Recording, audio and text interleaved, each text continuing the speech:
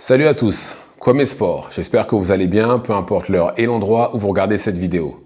Avant de commencer, cliquez sur like, abonnez-vous et activez la cloche de façon à être tenu au courant quand je posterai de nouvelles vidéos. Ah là là, vous savez, Canelo, depuis qu'il parle anglais, c'est une menace. Une menace dans le sens où il dit tout ce qui lui passe par la tête en fait.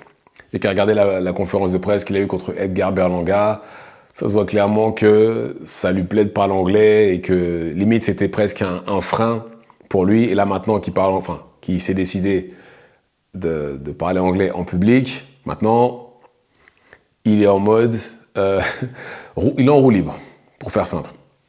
Maintenant, Canelo a déclaré ceci au sujet de David Benavidez. Parce que comme vous le savez, il va combattre Edgar Berlanga le 14 septembre prochain. Et bien entendu, qui dit combat, dit que forcément, il fait la tournée des médias pour pouvoir créer de l'engouement pour son combat. Et il a dit ceci au sujet de David Benavidez.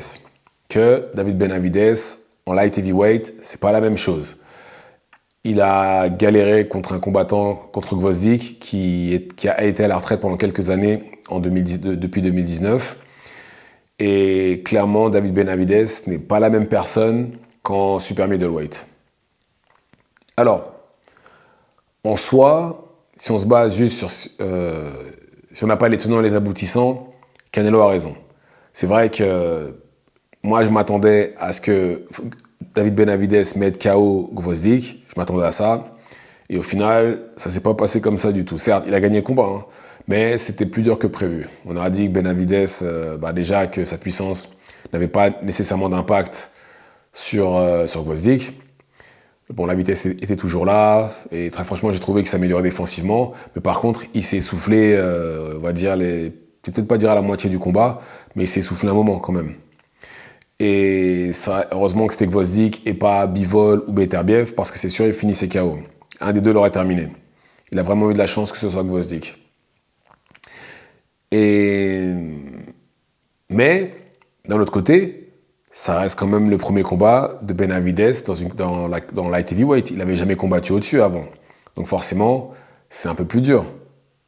Je pense qu'avec le temps, d'ailleurs, il va combattre normalement au mois de décembre.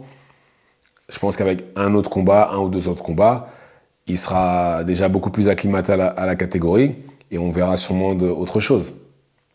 Mais là, juste se baser sur, oui, Gvozdyk, etc. Non. En plus de ça, Gvozdyk, techniquement, il est très très bon. Certes, c'est plus Gvozdyk d'avant 2019, mais techniquement, il est très très bon, Gvozdyk. Donc forcément, il monte de catégorie. Bon, Gvozdyk doit avoir à peu près 40 ans. Mais techniquement, il est encore là. Je peux comprendre pourquoi il a galéré. Enfin, il a galéré, c'était plus dur que prévu. Mais voilà. Mais d'un autre côté, je trouve que Canelo est très très mal placé pour faire ce genre de remarques-là, quand on sait qu'il a pris Amir Khan, il a fait monter d'une catégorie pour pouvoir le combattre. Et il me semble que c'est pas le seul non plus qu'il a fait monter pour pouvoir combattre contre lui. Ah bah oui, Jermell Charlo aussi. Jermell Charlo en super middleweight. Jermell Charlo qui était certes champion incontestable, mais qui venait de 150, il est monté de super welter à super middleweight. Il y a deux catégories entre les deux. On savait tous dans les deux cas que Canelo gagnerait. On le savait ça. Donc, je trouve que c'est un peu trop facile pour lui de dire ça quand lui, il a attiré des gens dans la catégorie du dessus pour pouvoir le combattre. Et dans les deux cas, il y en a un qui a pris un KO, Amir Khan. Bon après, Amir Khan, de toute façon, personne outbox Amir Khan. C'est soit KO, soit il n'y a rien.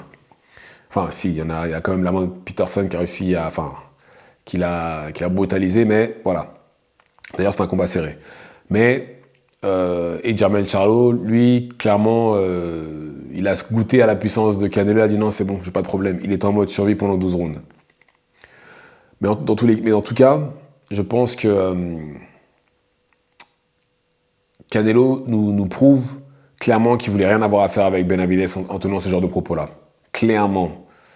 Parce qu'il admet que voilà, Benavidez n'est pas un super middleweight, qu'il n'est pas dans la bonne catégorie et qu'il sait qu'il sait que ça serait un combat plus que difficile en tenant ce genre de propos-là. Il le sait. Il le sait et ça aurait pu être lui qui aurait été la victime justement d'un weight bully, clairement. Mais il a refusé. Et là, je pense que entre les 200 millions qu'il demande à Turki Al-Sheikh pour le combattre et ce genre de déclaration-là, je pense qu'on peut oublier. Hein, ça sert à rien. Ça sert à rien justement d'insister avec Canelo. Déjà, moi, j'avais lâché l'affaire depuis très longtemps, mais là, encore plus. Ça sert à rien de lui demander de lui parler de Benavidez. Et il a aussi déclaré, d'ailleurs, c'est pas fini, il a déclaré que la vraie catégorie de Terence Crawford, c'est welter. En super welter, il a galéré contre Madrimov. Et il a dit clairement, imaginez ce qui se passerait s'il montait en 168. Parce que là, pour Canelo, Crawford a atteint son plafond. Il peut pas, ça y est, c'est sa limite là. Et beaucoup de gens pensent que le combat aurait pu aller dans le sens de Madrimov ou être une égalité. Personnellement, je pense que Crawford a gagné. Mais après, voilà, je pense que c'est l'appréciation de chacun quand c'est des combats aussi serrés que ça. C'est pas un vol, non, c'est un combat serré. Mais égalité, ouais, je pense que je peux comprendre pourquoi certaines personnes voient égalité aux victoires de Madrimov, en tout cas. Mais en tout cas, mais par rapport à ça, est-ce que Canelo a raison? Je pense quand même que oui. Il a peut-être pas tort. Pourquoi? Parce que on l'a vu, hein. On l'a vu pour Crawford. Ça, c'était beaucoup plus dur que prévu. Mais d'un autre côté, je trouve que dire ce que Canelo a dit, ça réduit, en fait, ça minimise les efforts de Madrimov, sa stratégie, son équipe, même le combattant lui-même tout court. Je trouve que ça minimise tout ça et c'est vraiment dommage parce que il a donné le combat le plus dur à Crawford possible et imaginable. C'est son combat le plus difficile. Et dire justement, oui, non, c'est parce qu'il était uniquement en 154. Désolé, mais c'est pas assez. Je trouve pas ça correct pour Madrimov qui justement a fait les efforts nécessaires. Et bon, malheureusement, il n'a pas été récompensé par la victoire, mais il n'était pas très loin. Il était plus très loin. Donc, je pense. Après, il a dit qu'il était ouvert à la discussion pour que son prochain combat soit Canelo. Bon, après le combat contre Berlanga, bien entendu, mais il est ouvert à la discussion avec Turki Al-Sheikh pour éventuellement qu'il puisse combattre Crawford. Donc, il est OK pour Crawford qui vient de 2-3 catégories en dessous. Mais par contre, Benavidez, qui n'a jamais manqué, du moins dans les gros combats, la pesée, ça, lui, il veut pas, par contre. Donc voilà, je pense que Turki Al-Sheikh, lui qui veut le combat entre Canelo et Crawford, je pense qu'il va sauter sur l'occasion. Je pense qu'il sait que après, ouais, non. Turki Al-Sheikh lui a clairement dit 150 millions, faut oublier. Oublie, c'est mort. Comme il a pas les chiffres qui lui permettent de demander autant d'argent. Mais voilà, je pense qu'il prendra plus d'argent que d'habitude, vu que Turki Al-Sheikh veut absolument ce combat-là. Écoutez, on verra bien.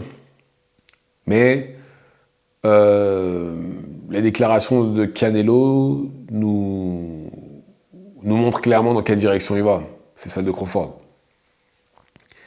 Et il n'a jamais eu l'intention de combattre Benavidez, hein, la preuve. Donc voilà, dites-moi ce que vous en pensez dans les commentaires, activez la cloche de façon à être tenu au courant quand je posterai de nouvelles vidéos, et c'est tout pour moi, ciao ciao.